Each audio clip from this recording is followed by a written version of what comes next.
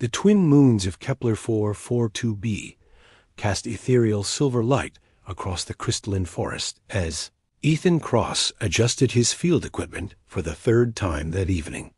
The bioluminescent fungi that carpeted the forest floor pulsed in gentle waves of blue and green, creating an otherworldly symphony of light that never failed to take his breath away. Even after 2 years on this frontier planet, the beauty of its alien ecosystem still amazed him. "Easy, Nova," he murmured to his border collie companion as she suddenly lifted her head, ears perked with unusual alertness. The black and white dog had been his constant companion since arriving on Kepler 442b, and her instincts had kept him safe from the planet's more dangerous wildlife on countless occasions. Nova whined softly, her intelligent brown eyes fixed on something beyond the glowing trees.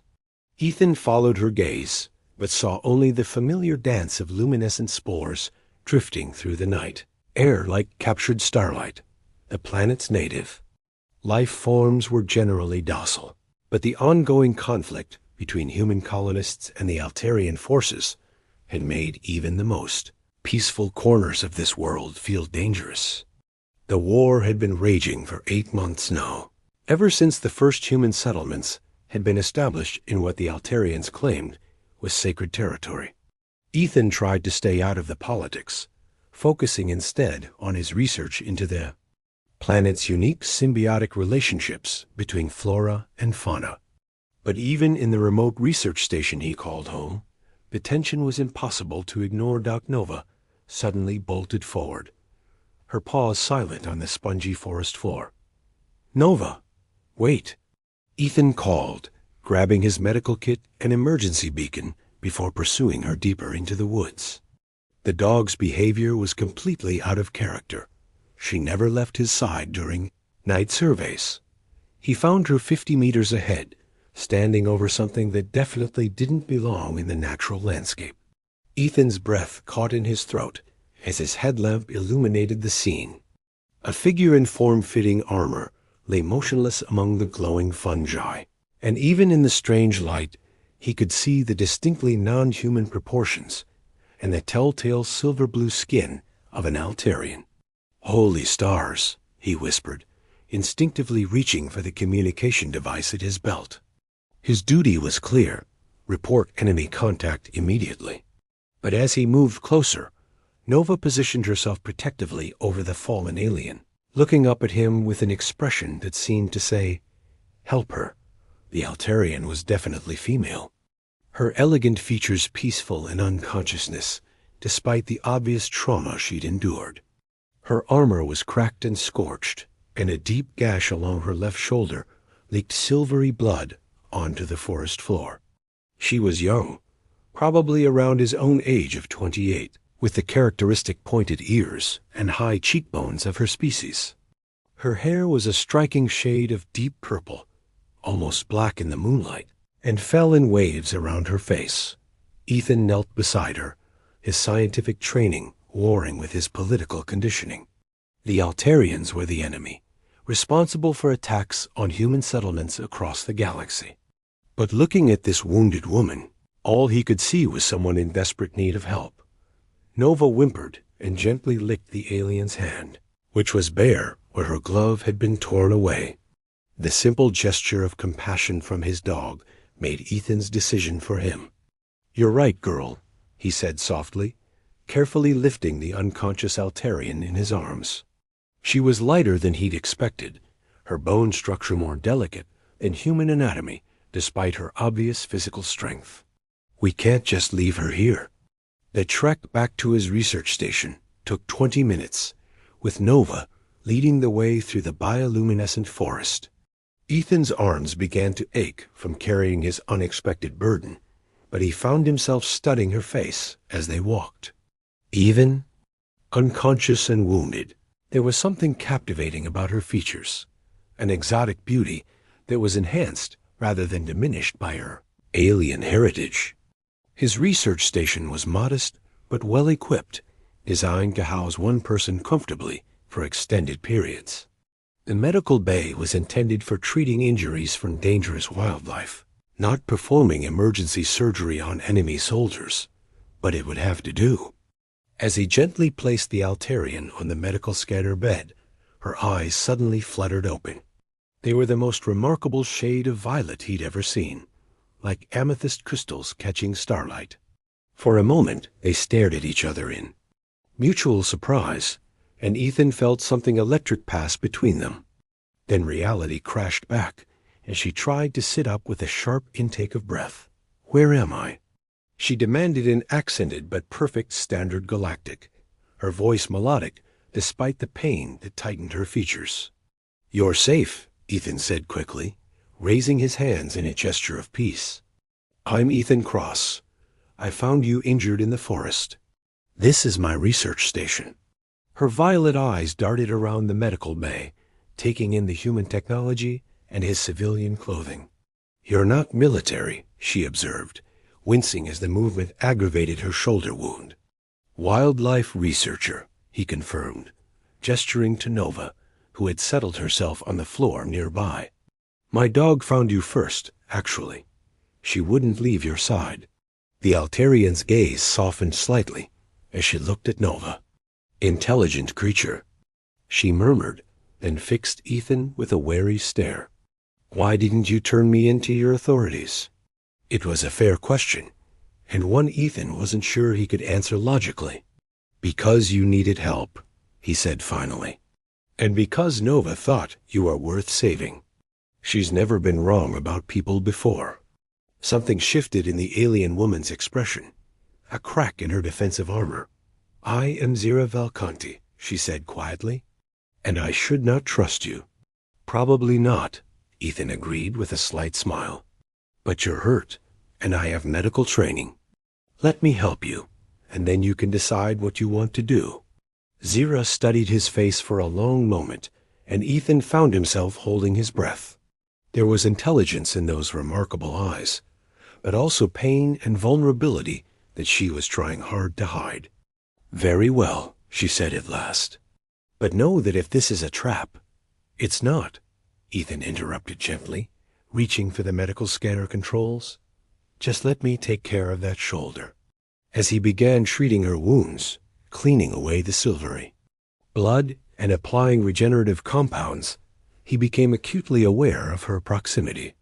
Her skin was surprisingly warm to the touch, not the cold he'd expected from her species, and it seemed to shimmer faintly in the medical bay's lights. The alien anatomy was similar enough to human that his training applied, but different enough to be fascinating from a scientific perspective. "You study the wildlife here?" Zira asked as he worked, seemingly trying to distract herself from the discomfort.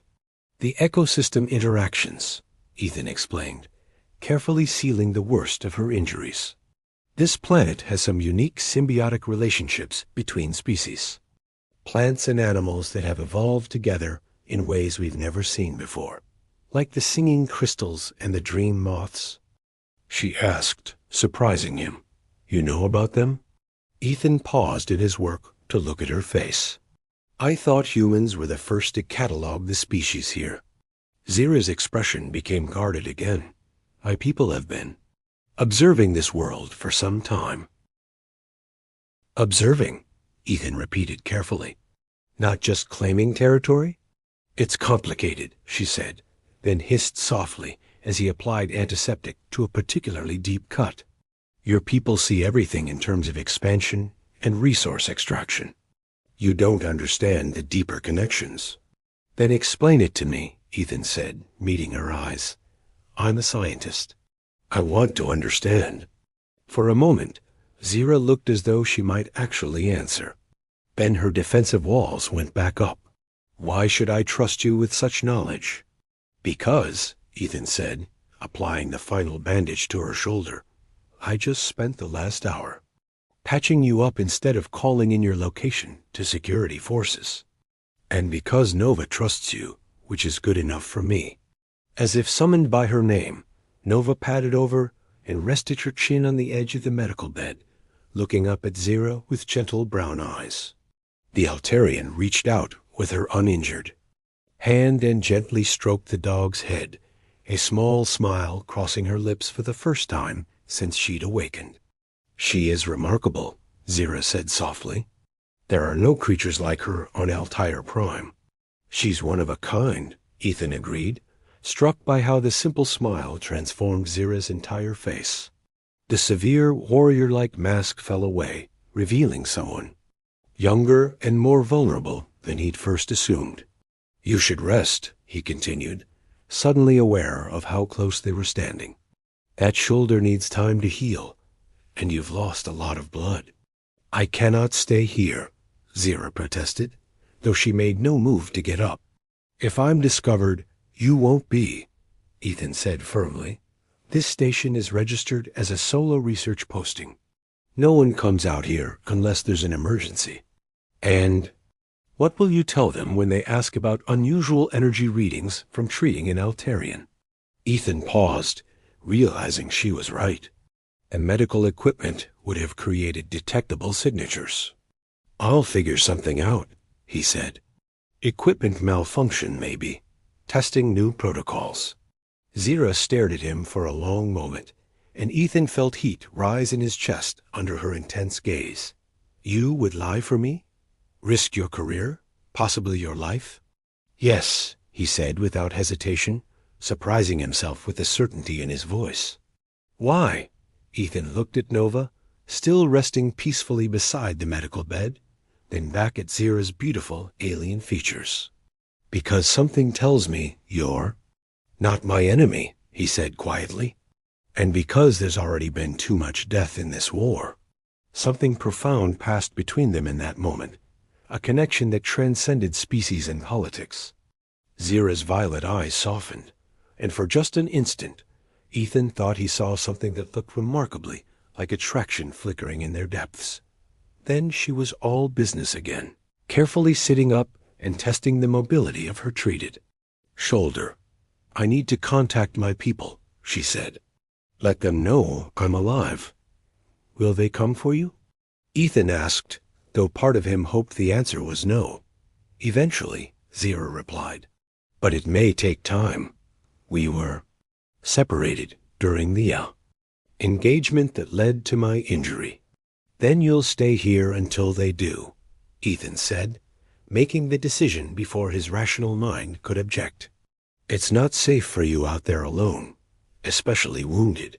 "You don't understand what you're offering," Zira warned. "Harboring an enemy combatant is treason among your people." "Then it's a good thing I've always been better with animals than people," Ethan said with a grin that made Zira blink in surprise out as Nova settled down for the night between their two sleeping areas, as if determined to keep watch over both of them. Ethan realized his quiet life of research and solitude had just become infinitely more complicated. And looking at Zira as she tried to find a comfortable position despite her injuries, her purple hair catching the soft glow of the station's night lighting, he found he didn't mind the complication at all. The urgent beeping of Ethan's communication console shattered the peaceful morning quiet of the research station. He jolted awake from where he'd fallen asleep in his chair, keeping watch over Zira through the night. The Altarian woman was still resting on the medical bed, her breathing steady and color improved from the previous evening. Nova lifted her head from beside Zira's bed, ears alert as the beeping continued. Ethan quickly moved to answer the call before it could wake his unexpected guest. "Ethan, thank the stars you're answering," came the familiar voice of Jace Meridian, his closest friend among the colony's medical staff. "I've been trying to reach you for hours. Your bio readings went haywire last night. The monitoring station flagged possible injury or equipment failure." Ethan's stomach dropped. He'd forgotten about the mandatory health monitoring all remote researchers wore. "Hey, Jace, sorry about that. Had some equipment malfunctions with the medical bay. Nothing serious." "Equipment malfunctions that spiked your stress hormones and adrenaline for 3 hours straight?" Jace's voice carried the skeptical tone Ethan knew well from their friendship. "Come on, man. I'm already halfway to your location." Ega 15 minutes. The line went dead, and Ethan turned to find Zira's violet eyes open and alert, having clearly heard the conversation. "Your friend is coming," she said, struggling to sit up. "Jace is a good guy," Ethan said quickly, moving to help her. "But he's also colony medical staff. If he sees you, he'll report me immediately," Zira finished, wincing as she tested her shoulder mobility. "I should leave." "You're not strong enough yet," Ethan protested, noting how she still favored her injured. Sighed, "And there's nowhere to hide you that he won't find. Jace is thorough." Nova suddenly perked up, looking toward the forest beyond the station's windows. Her tail wagged once, and she moved to the entrance with purpose. Through the transparent walls, Ethan could see another figure emerging from the bioluminescent. Trees, tall, graceful, and definitely not human. "Oh, wonderful," Ethan muttered. "More complications." The newcomer was clearly Altarian, with the same elegant build and silver-blue skin as Zira. But where Zira had deep purple hair, this one's was a striking shade of silver-white that seemed to catch and reflect the morning light. She moved with the fluid grace of a trained healer, a large pack of medical supplies slung across her shoulder. "Talia," Zira breathed, relief evident in her voice. "She found me." "Let me guess," Ethan said dryly. "Your people?" Before Zira could answer, the Altarian woman had reached the station's entrance. She paused when she saw Ethan through the transparent walls, her hand moving instinctively to what looked like a weapon at her hip. Nova, however, trotted right up to her and sat politely, tail wagging. "Your companion animal approves of her ass." "Well," Zira observed with what might have been amusement. Ethan opened the entrance, raising his hands in a peaceful gesture. "You must be here for Zira," he said to the newcomer. "I'm Ethan Cross. I've been taking care of her." The silver-haired Altarian studied him with intelligent amber eyes, taking in his civilian clothes and non-threatening posture. "I am Talia Stormwind," she said in a voice like wind chimes, her accent similar to Zira's, but softer. "You are the human who found her." "My dog found her, actually," Ethan replied, gesturing to Nova. "She wouldn't let me leave Zira in the forest." Talia's expression softened slightly as she looked at Nova, who was still sitting politely at her feet. Remarkable creature. "She has the aura of a natural healer." "That's what I've always thought," Ethan agreed, then tensed as he heard the distant hum of an approaching hover vehicle. "We have another problem, though. My friend will be here any minute, and he's human medical staff," Talia finished, having apparently heard the earlier conversation as well. Her amber eyes met Ethan's with surprising intensity. "We cannot be discovered." "I know, but there's nowhere to—" The hover vehicle's engine sound was getting closer. Ethan made a split-second decision that would change everything. "Follow me," he said, leading both Altarians toward the station's secondary research lab.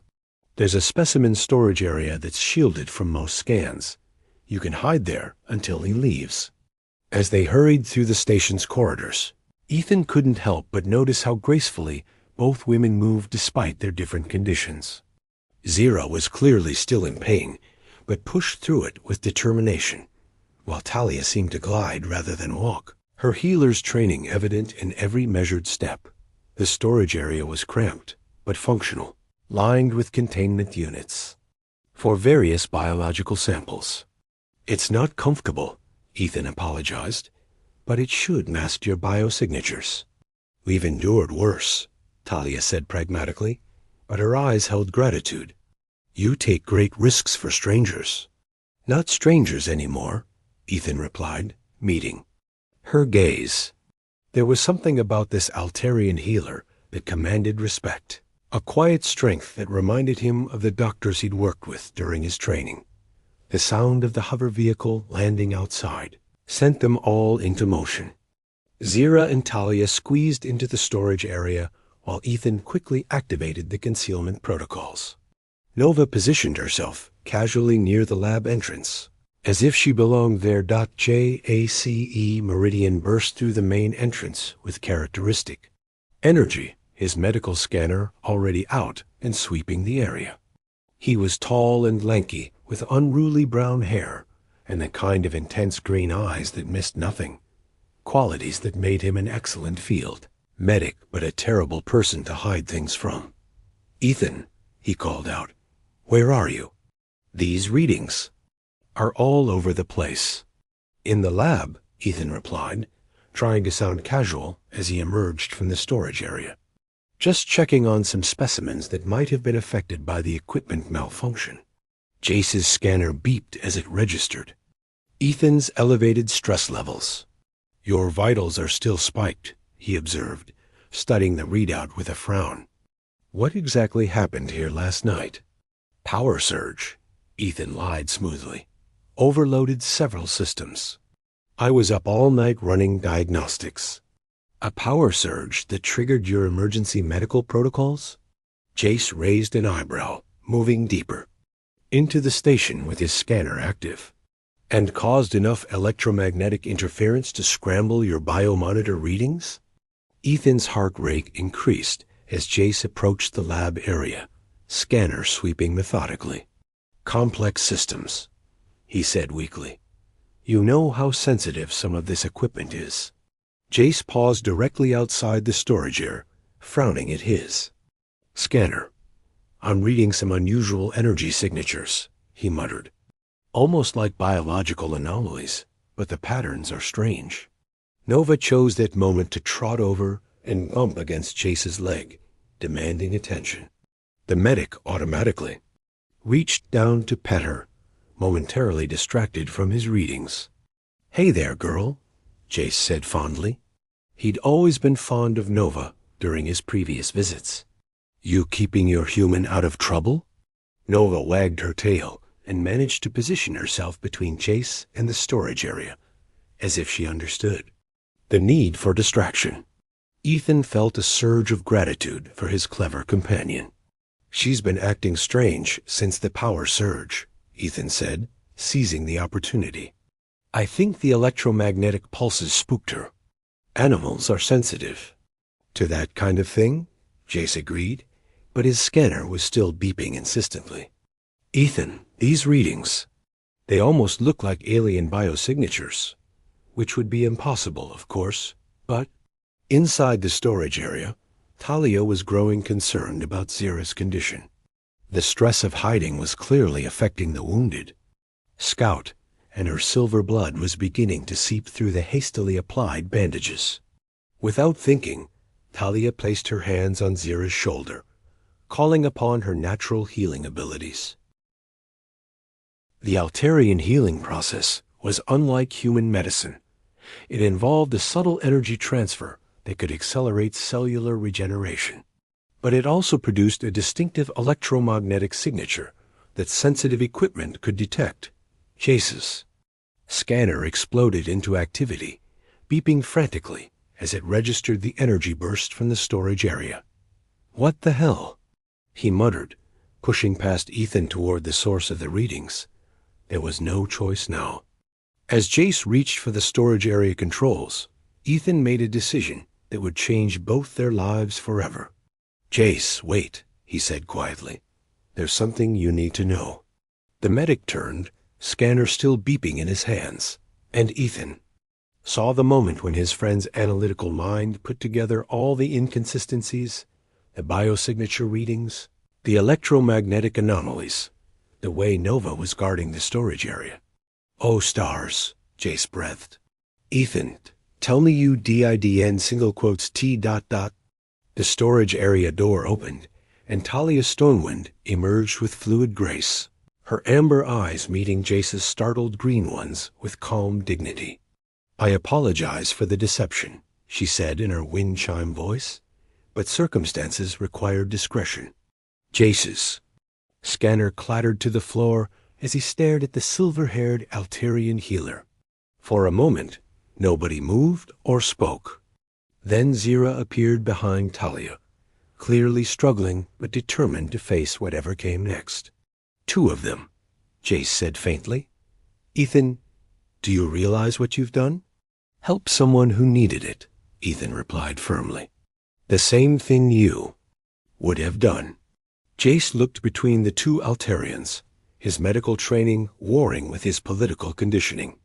Then his eyes focused on the fresh silver blood seeping through Zira's bandages. "She's bleeding again," he said, his healer's instincts overriding everything else. "The wound has reopened." "The stress of hiding," Talia explained, moving protectively closer to Zira. "I was attempting to heal her when your equipment detected the energy transfer." "Energy transfer?" Jace's scientific curiosity sparked despite the situation. "You can actually heal with bioelectricity?" "Among other methods," Talia replied carefully. "But she needs more conventional treatment as well. The damage is extensive." Jace stared at both women for a long moment, then at Ethan, and down at his fallen scanner.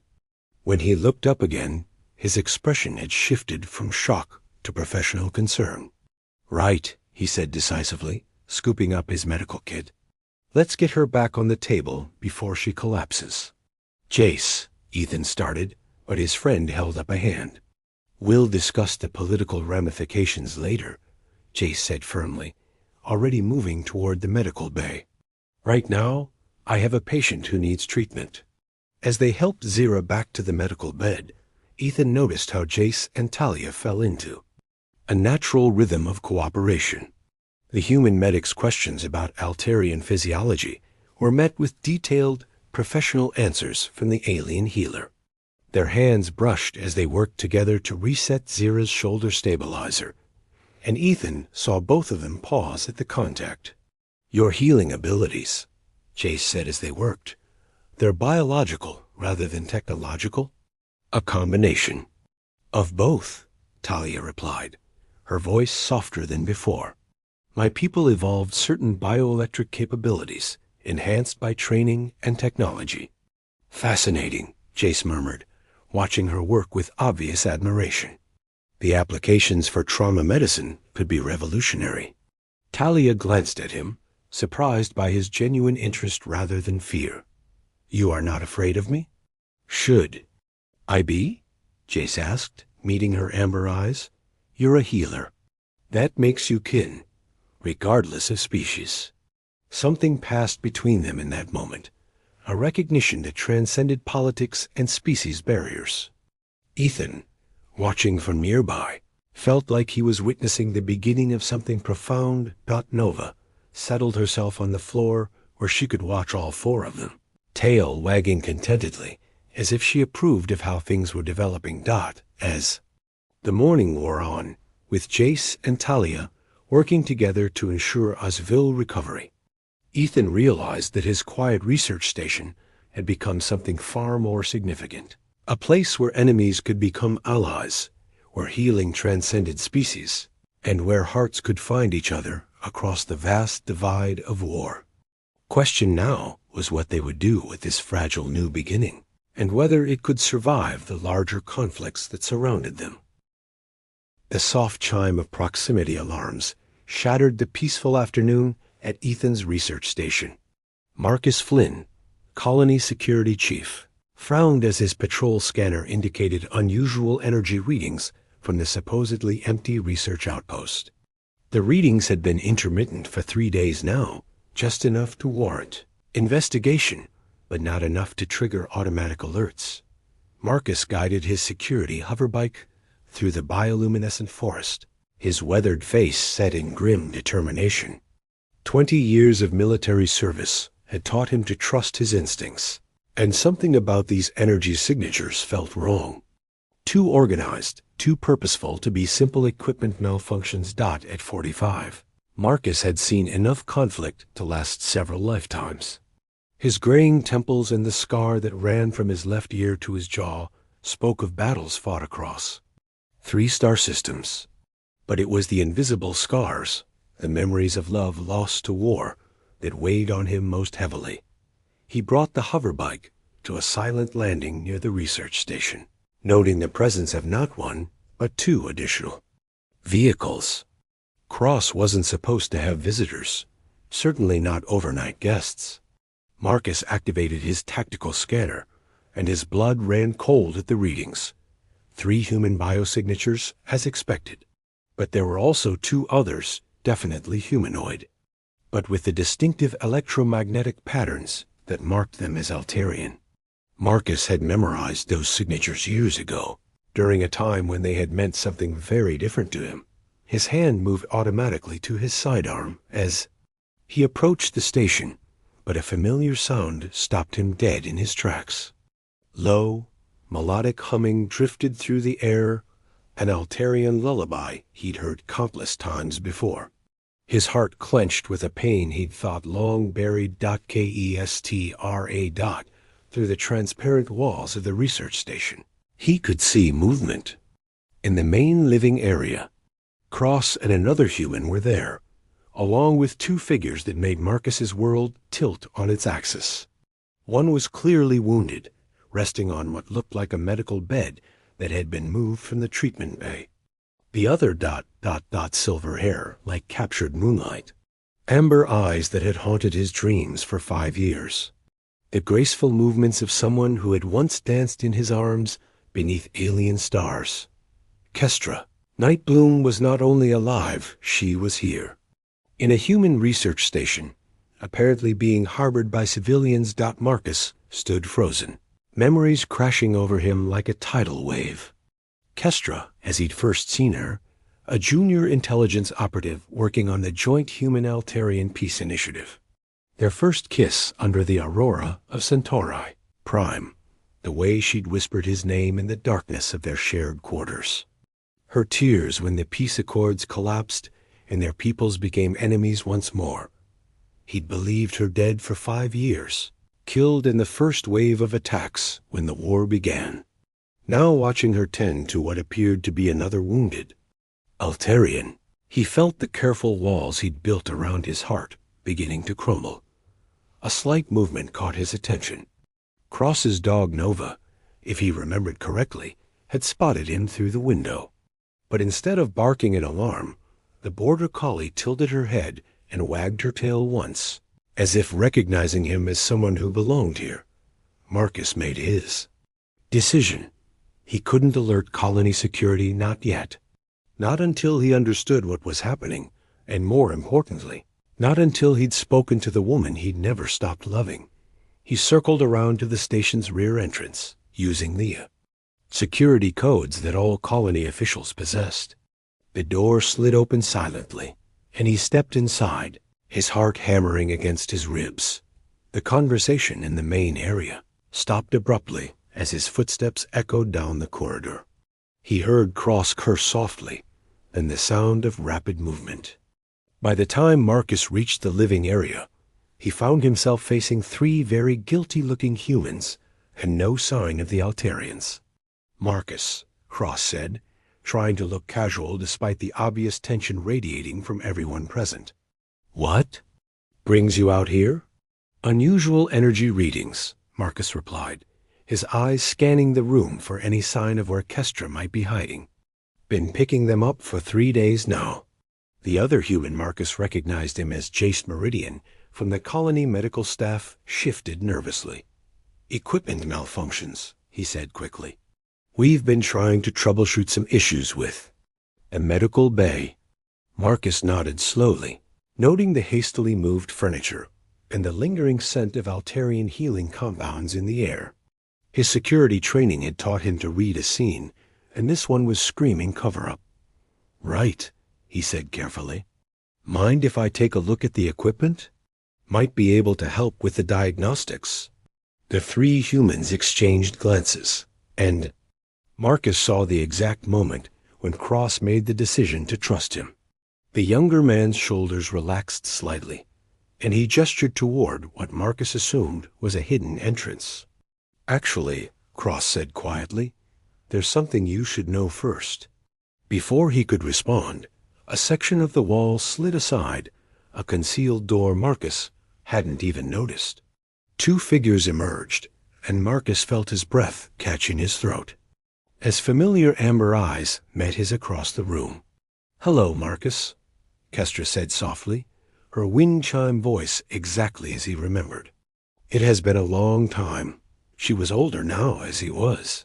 Tiny lines around her eyes spoke of years of worry and conflict. But she was still the most beautiful woman in any galaxy, still moved with the same fluid grace that had first captured his attention during those long-ago peace negotiations. 5 years, Marcus replied, his voice rough with emotion. 5 years, I thought you were dead. Perhaps it would have been better if I had been, Kestra said sadly. It would have spared us both this pain. The wounded Altarian Marcus could see now that she was young. Probably a scout or reconnaissance operative watched their exchange with keen violet eyes. Cross, Jace, and the third human stepped back respectfully, giving them space for a conversation years in the making. "What are you doing here, Kestra?" Marcus asked, though part of him didn't want to know the answer. "My mission is classified," she replied, falling back into the formal tone that had always meant she was hiding something important. But I was not expecting to find ... complications. "Complications," Marcus repeated. "Is that what we're calling it now?" Something flashed in Kestra's eyes, hurt, anger, or perhaps longing. "What would you call it, Marcus? The security chief discovering enemy operatives being harbored by civilians? Your duty is clear." "My duty," Marcus said, taking a step closer to her, "stopped being clear the moment I walked in here and found you alive." The tension in the room was thick enough to cut with a blade. Cross cleared his throat softly. "Maybe we should all sit down and talk about this rationally." "Rationally?" Marcus let out a bitter laugh. "There's nothing rational about this situation. I'm a colony security chief harboring enemy combatants because one of them happens to be the woman I..." He stopped, unable to finish the sentence. "The woman you what, Marcus?" Kestra asked, stepping closer to him. "The woman you loved? Past tense? Have you moved on so easily?" "Easily?" Marcus's control finally snapped. "You think any of this has been easy? You think I haven't searched for you in every prisoner report, every casualty list? You think I haven't seen your face in every crowd, heard your voice in every wind?" Kestra's composure cracked, tears gathering in her amber eyes. "You think it was easy for me to let you believe I was dead? To stay away when every instinct screamed? At me to find you?" They were standing close enough now that Marcus could see the gold flecks in her eyes, could smell the familiar scent of starflower oil she'd always worn. 5 years of carefully controlled grief and longing crashed over him like a dam burst. "Then why?" he whispered. "Why stay away?" "Because," Kestra said, her voice breaking, "because loving you is going to get us both killed. The hardliners on both sides wanted war, and we were too visible as symbols of peace. When the attacks began, my superiors faked my death and sent me deep under cover. I thought ... I hoped it would keep you safe." Marcus reached out without thinking, cupping her face in his weathered hands. "Safe," he repeated hollowly. "I haven't felt safe since the day I thought I lost you." "Marcus," she whispered, leaning into his touch despite herself.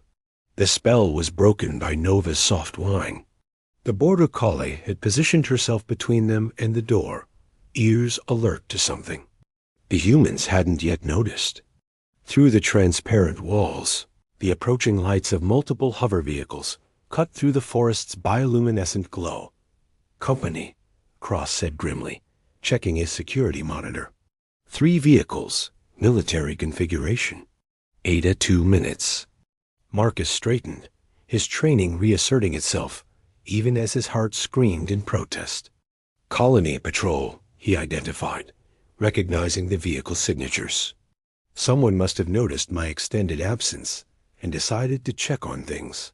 They cannot find us here," the wounded Altarian Zira. He thought he'd heard her called spoke. For the first time since he'd arrived. "No," Marcus agreed, his mind racing through options. "They cannot." He turned to face the group, the weight of command settling on his shoulders.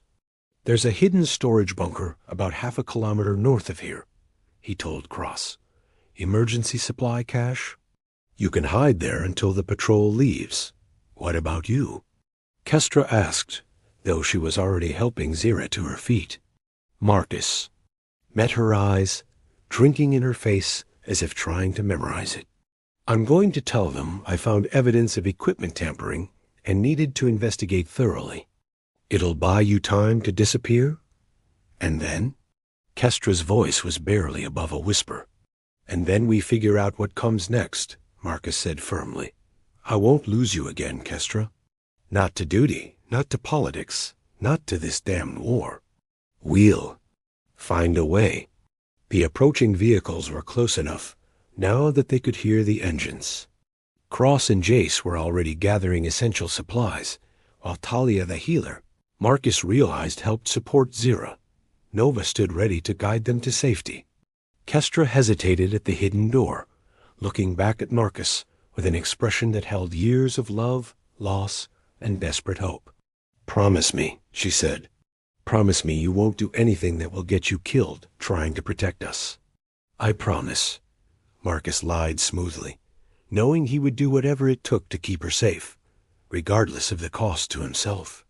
As the group disappeared into the concealed passage that would lead them to the emergency bunker, Marcus quickly began rearranging the room to look like a standard security inspection was in progress.